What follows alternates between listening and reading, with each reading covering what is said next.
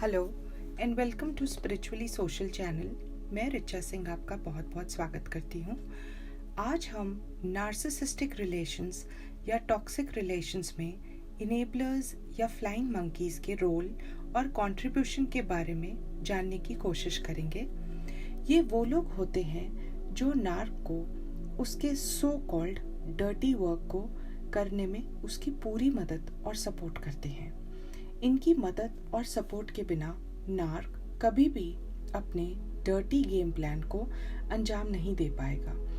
Dirty work का मतलब toxic या नार्सिसिस्टिक रिलेशंस में वो टैक्टिक्स होती हैं जिन्हें यूज करके नार्क अपने विक्टिम को एक्सप्लॉइट, ह्यूमिलेट, एम्बैरस और फियरफुल कर पाता है। नार्क्स बहुत शैलो और हॉलो पीपल होते हैं जो दूसरों के ऊपर पावर और कंट्रोल एक्सरसाइज करके ही अपने आप को स्ट्रॉन्ग और पावरफुल फील कर पाते हैं। उन्हें पावरफुल फील करने के लिए हर वक्त नार्सिसिस्टिक सप्लाई की ज़रूरत पड़ती है जो उन्हें उनके विक्टिम से मिलती है।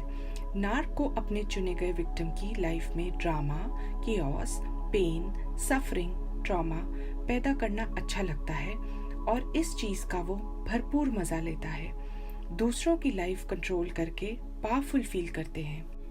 एक अकेला नार्क अपने विक्टिम की लाइफ में ज्यादा ड्रामा क्रिएट नहीं कर सकता। इसके लिए उसे कुछ और लोगों की भी मदद लेनी होगी जो उसे विक्टिम को एक्सप्लॉइट करने में उसकी मदद कर सके और उसके रचे हुए ड्रामा को भी एंजॉय कर सके।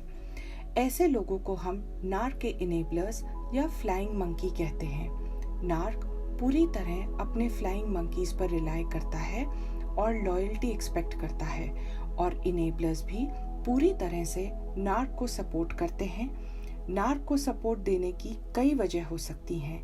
या तो ये इनेबलर्स भी पावर हंग्री पीपल होते हैं जो नार्क की टीम ज्वाइन करके अपने आप को पावरफुल समझने लगते हैं, या ये लोग इनोसेंट भी हो सकते हैं जो नार्क की बातों में आ जाते हैं, नार्क के पर्सपेक्टिव को ही सही समझकर उसकी मदद करने लगते हैं, या ये वो लोग होते हैं जो नार्क की तरह दूसरों को मुसीबत या परेशानी में देखकर मजा लेते हैं। Maybe they also love to see people in pain and chaos.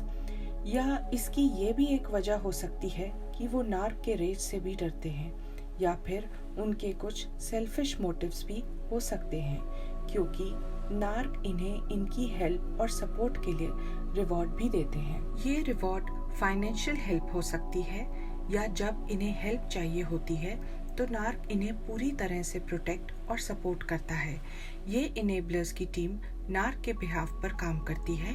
ये एक विक्टिम के लिए काफ़ी डेविस्टेटिंग हो जाता है जब वो नार्क को अपने साथ इनजस्टिस करते हुए पाता है और उस पर उसके फ्लाइंग मंकीज भी उसके द्वारा किए जा रहे इनजस्टिस को सपोर्ट करते हैं और ड्रामा एंजॉय भी करते हैं। इसे हम एक एग्जाम्पल से समझने की कोशिश करते हैं। जैसे कि आपका बॉस एक नार्क है और आपको वो अपने विक्टिम की तरह ट्रीट करते हैं। वो आपको बार बार एक्सप्लॉइट करते हैं, आपके ऊपर औरों के कंपैरिजन में काम का बोझ ज़्यादा डालते हैं। कई बार आपको ही ओवरटाइम के लिए चुना जाता है और आपको ये चीज़ सेंस भी हो रही है कि आपके साथ कुछ अलग ही ट्रीटमेंट हो रहा है। अब सपोज आपको लीव लेनी है और आपने थर्सडे के लिए लीव एप्लीकेशन दे दी है और वो अप्रूव भी हो गई है। बॉस आपको डायरेक्टली लीव लेने से नहीं रोक रहा है, पर आपको इतना काम वेंसडे को असाइन कर दिया जाएगा कि आपको वो काम घर ले जाना ही पड़ेगा क्योंकि दी गई डेडलाइन पर उसे पूरा करना ही होगा।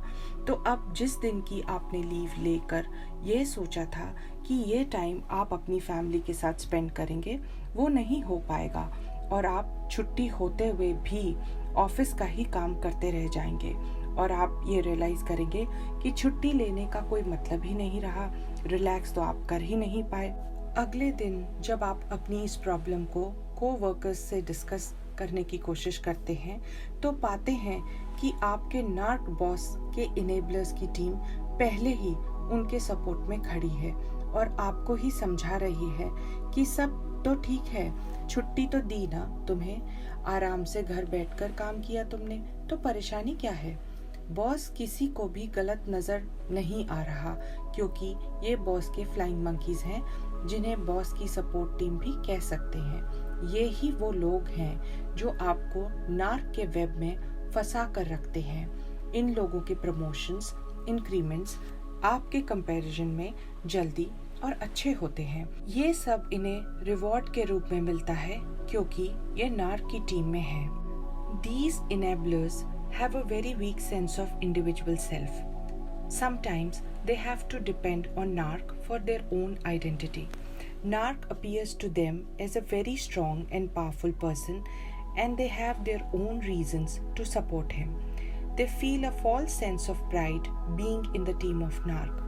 Narc needs these enablers to support and protect him whenever required so that he can maintain his false sense of grandiose and can look good all the time, no matter whatever he does, as he has a whole team of supporters around him, and because of which there will be less people to call him out for his bad deeds.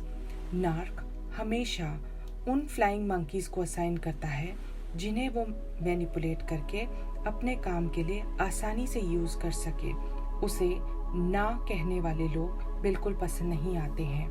उनके mind को इस तरह से manipulate और brain wash किया जाता है future faking और बेटिंग के ज़रिए कि वो नार्क के लिए लॉयल्टी के साथ काम करने के लिए तैयार हो जाते हैं, पर वो ये नहीं जानते कि नार्क किसी का भी लॉयल नहीं होता और वो उन्हें सिर्फ अपने मतलब के लिए इस्तेमाल कर रहा है। नार्क का मोटिव होता है to control, dominate, and rule the lives of other people and create drama and chaos in their lives so that he can enjoy the pain generated through that suffering. ये फ्लाइंग मंकीज की ज़रूरत सबसे ज़्यादा नार्क को तब पड़ती है जब विक्टिम उसके इनजस्टिस के अगेंस्ट रिबेल करने की कोशिश करता है। तब नार्क अपने इन फ्लाइंग मंकीज की टीम को उसके आगे खड़ा कर देगा और वो अपने मोटिव को ध्यान में रखते हुए नार्क के सपोर्ट में ही बोलेंगे। आपको कंफ्यूज और मैनिपुलेट करने की कोशिश की जाएगी, आपको बिलीव कराने की कोशिश की जाएगी कि आपको ही बॉस की काइंडनेस, जेनरोसिटी दिखाई नहीं देती, बाकी किसी को कोई प्रॉब्लम नहीं है। So basically they will try to prove that you are the trouble maker. आप लोगों को ठीक से समझ नहीं पाते, प्रॉब्लम आप में है, सब अच्छा है, ठीक है, and you are blowing things out of proportion. यह कहकर वो आपको लूप में फंसा कर रखते चले जाएंगे। नार्क को अपनी इमेज साफ रखने के लिए और कंटिन्यूअस नार्सिसिस्टिक सप्लाई के लिए इन इनेबलर्स की बहुत ज़रूरत पड़ती है, so that narc doesn't have to make his hands dirty. He has these enablers who will do that for him happily, and for doing his dirty work, they will reap the rewards. In return, Narc will protect and support them whenever they need it. These enablers will see and understand only what a Narc tries to show and make them understand. They are trained, manipulated in such a way that they are only interested in listening to the Narc's side of story. They don't pay much attention to what victim has to say or is going through. Narc always loves to win in the end. He cannot accept defeat. Narc अपने enablers के सामने अपने victim को abuse करके ये silent message भी अपने enablers को देता है कि अगर वो उसे सपोर्ट नहीं करेंगे तो उनका भी विक्टिम जैसा हाल किया जा सकता है। अगर विक्टिम एब्यूज होने से इनकार करे और नार्क के साथ हेल्दी बाउंड्री सेट करने की कोशिश करे या उससे दूर जाने की कोशिश करे तो ये इनेबलर्स एक्शन में आ जाते हैं। अब वो विक्टिम को इस चीज़ के लिए पनिश करेंगे, बात नहीं करेंगे, काम को लेकर भी परेशान कर सकते हैं, उसे स्टॉक करके उसके ऊपर नज़र रख सकते हैं और सारी इन्फॉर्मेशन नार्क को दी जाती है और आपकी सीक्रेट्स या कोई ऐसी इन्फॉर्मेशन जो आप पब्लिक ना करना चाहें वो भी नार्क को दी जाती है ताकि ज़रूरत पड़ने पर नार्क उसे आपके अगेंस्ट यूज़ करके आपको ह्यूमिलेट, एम्बैरस और पनिश कर सके ताकि चोट गहरी लगे। आपके कोवर्कर्स जिन्हें आप अपना फ्रेंड समझ रहे थे वो इनेबलर्स के रोल में आ जाते हैं और ड्रामा एंजॉय करते हैं। Anyone with a sound mind will never stalk you, bully you, or abuse you. They don't have the time for drama because they are whole and complete in themselves. They don't need to exploit others to feel powerful. They already are powerful.